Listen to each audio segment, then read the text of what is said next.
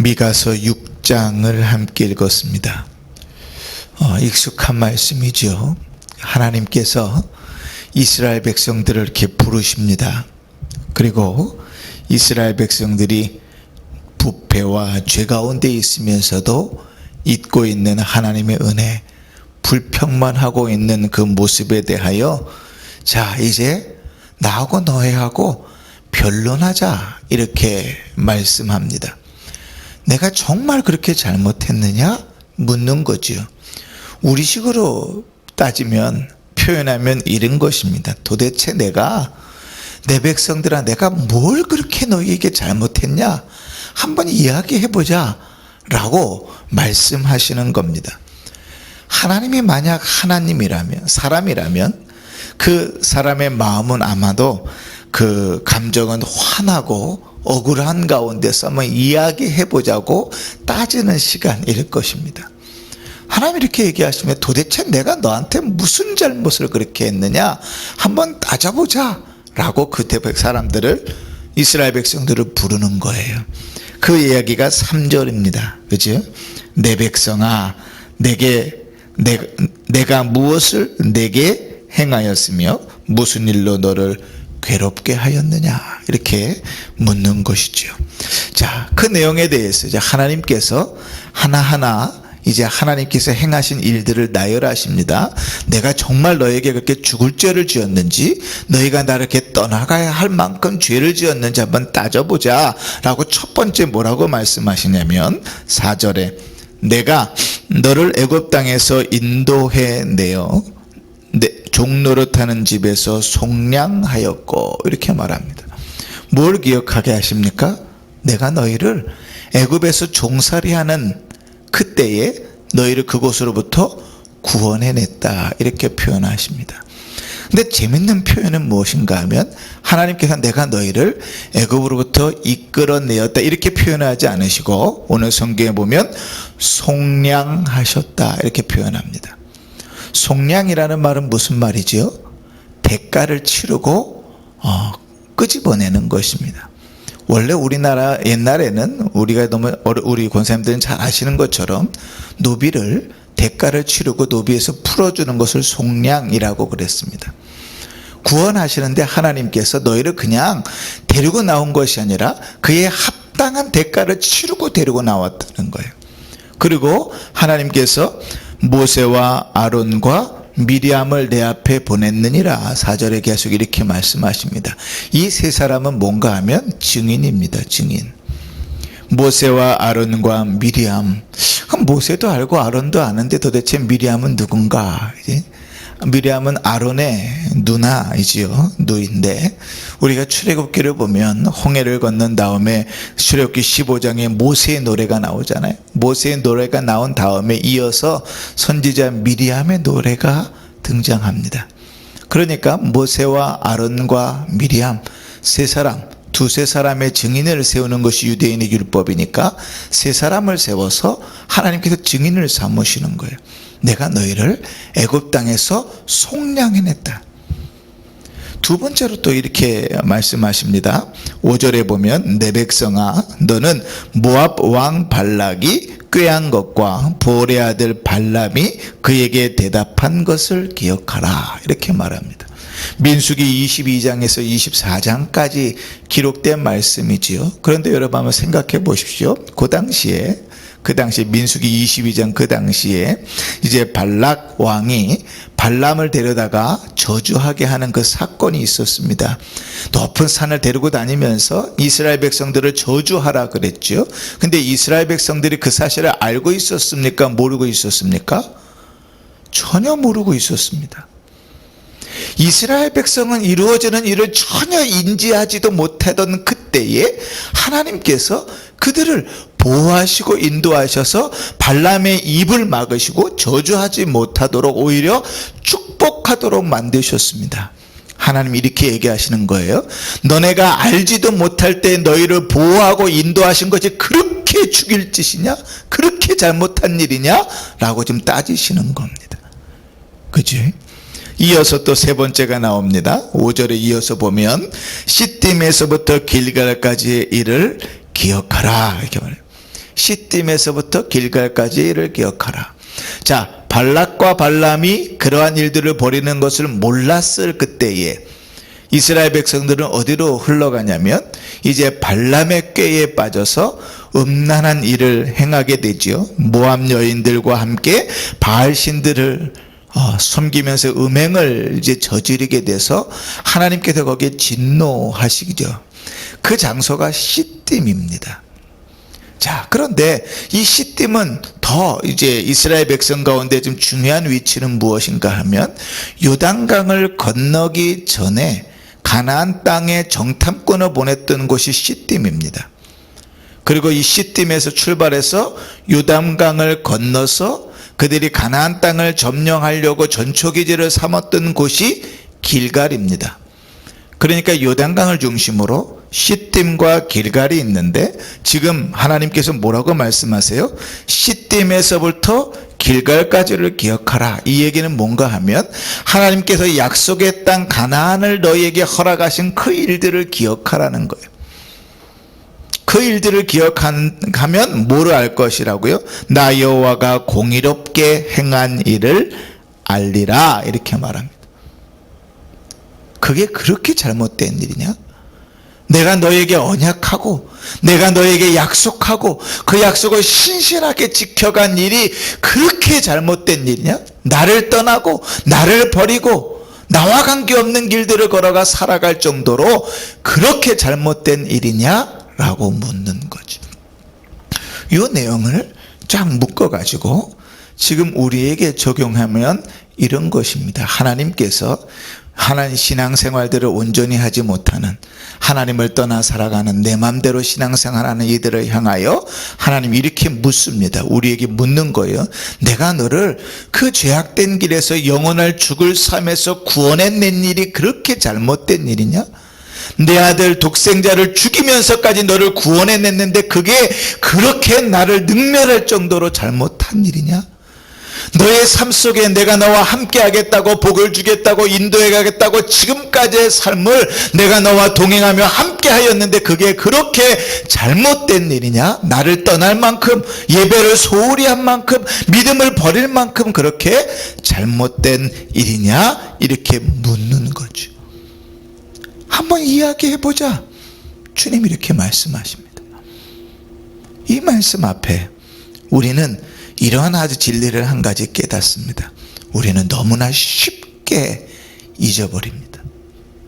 하나님의 구원의 은혜도 너무나 쉽게 헌신짝처럼 잊어버리고, 하나님께서 우리 인생 가운데 역사하시고 우리를 붙드시고 인도해 오셨던 그 삶들을 너무나 쉽게 잊어버립니다. 그 위기의 순간에, 그 어려운 순간에는 하나님 아니면 안 된다고 불부짓고 하나님 앞에 기도하면서 매달렸음에도 불구하고 지금은 좀 먹고 살만하니까, 지금은 문제가 없으니까 그 은혜들을 잊어버리고 부패해 버리는 것이죠.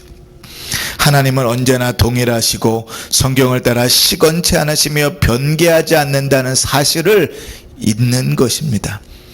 하나님은 여전히 우리를 사랑하시고 우리를 보시며 동행하신다는 사실을 잊어버리는 것이죠.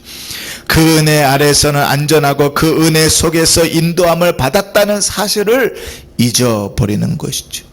심지어 매일 아침에 하나님이 주시는 만나를 먹고 매일 주님께서 인도하시는 구름 기둥과 불 기둥을 따라 걸어가면서도 그날 주님을 불평하고 원망했던 자들이 그 이스라엘 백성이죠. 너무나 쉽게 잊어버리는 겁니다. 사사시대를 대변하는 말처럼 내 맘대로 신앙생활을 합니다. 하나님 말씀에 비추어서 내가 이렇게 살아가는 것이구나, 내가 이렇게 주를 섬기는 것이구나, 내가 이렇게 봉사하는 것이구나, 이렇게 사는 것이 성도의 삶이구나, 말씀을 따라서 말씀은 붙들고 살지 않고 내 머릿속에 있는 생각을 따라서 내 맘대로 걸어간다고요. 사사시대에 걸어갔던 그들처럼 그렇게 살아갑니다. 그리고 마음속에는 이런 것만 가득 차 있어요. 많은 것을 하나님께 드리면 좋아하실 것이고, 좋은 것을 하나님께 드리면 좋아할 것이고, 소중한 것을 하나님께 드리면 좋아할 것이다. 그것이면 됐지라고 착각합니다. 우리가 너무나 미가서 하면 유명한 두 개의 말씀 중에 하나가 이 말씀이잖아요. 6절부터 나오는 말씀입니다. 내가 무엇을 가지고 여호와 앞에 나아가며 높으신 하나님께 경배할까? 그렇게 생각하는 거예요. 어떻게 하나님께 경배를 드릴까? 그러면서 사람들은 어떻게 생각하냐면, 내가 번제물로 1년 된 송아지를 가지고 그 앞에 나아갈까? 좋은 예물을 가지고 나아가면 좋을까? 아니면 여호와께서 천천의 순양이나 만만의 강물 같은 기름을 기뻐하실까? 많이 하나님 앞에 드리면 좋아하실까? 심지어는 내 어머를 위하여 내 맏아들을, 내 영혼을 죄로 말미암아 내 몸의 열매를 드릴까? 내가 가장 소중히 여기는 것을 하나님께 드리면 좋아하실까? 이렇게 묻는 것이죠. 물론 하나님 앞에 드리는 예물이 소중한 것, 귀한 것, 우리의 전부를 드려도 사실은 모자람이 없습니다. 그런데 이 내용들은요, 중요한 하나를 빼먹었습니다.